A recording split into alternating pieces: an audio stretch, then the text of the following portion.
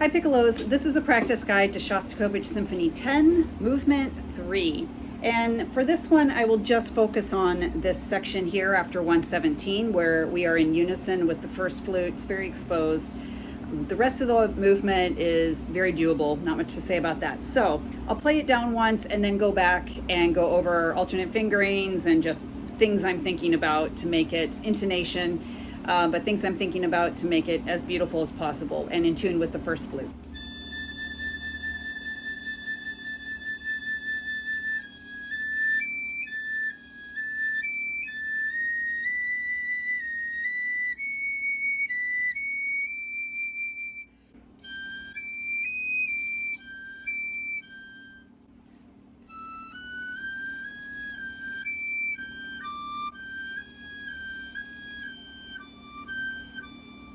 Okay, so it's a very beautiful moment, and like I said, it's in unison with the principal flute, exactly in unison the whole time, and the strings are just holding chords.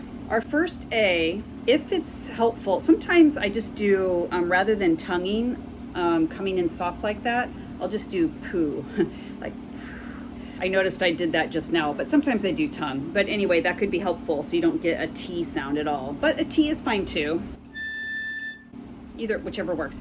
The other thing, if your A tends to be a little flat right at the get-go, or you're worried about it being a little flat, you can just, you're fingering A, you can put your left hand pinky down on the A flat key, but you have to be really careful not to push down the G key as well. So that opens up the key in the back, and that will raise the pitch a very tiny amount, or just sort of brightens it up a little bit. And then we just have to watch the intonation, of course. So the G sharps, wherever they are, tend to be a little flat. A's, I think, are okay for most of us. The higher D tends to be flat on most piccolos, but the middle D is sharp, and the middle G is sharp. It's just, so we have a lot of intervals to really be aware of. I would practice it down with your tuner on and just see where your tendencies are.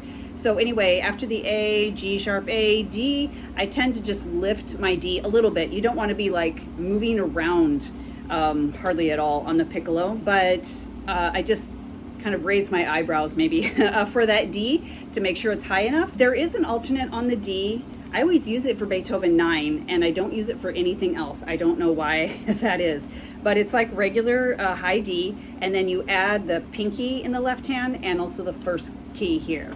So that'll raise it a little bit. We have that A to D interval, you know, a bunch. Just be aware that the D is flat usually. And then I would do the alternate on the D flat, which is left hand, middle finger, ring finger, and right hand, middle finger, ring finger, pinky. That's an alternate D flat. That'll raise it. With the alternate, it tends to raise it a little too much sometimes. Just an awareness. So I make sure and I don't sit down in it or anything, but just knowing that will help your intonation. So just being very careful and very mindful going through the intervals. And that D needs to be a little higher. Again, I always just raise my face a little bit up. This third line, that last note from the slur here, the G, I find I need to consciously make it a little longer, hold the note longer than I think, because otherwise it's easy for it to be clipped off somehow. Like da ya da da ya da ya. We definitely don't want that, so you want to keep it beautiful. Of course, it depends on what your principal flute is doing, but generally you want it to taper out going into the bar line.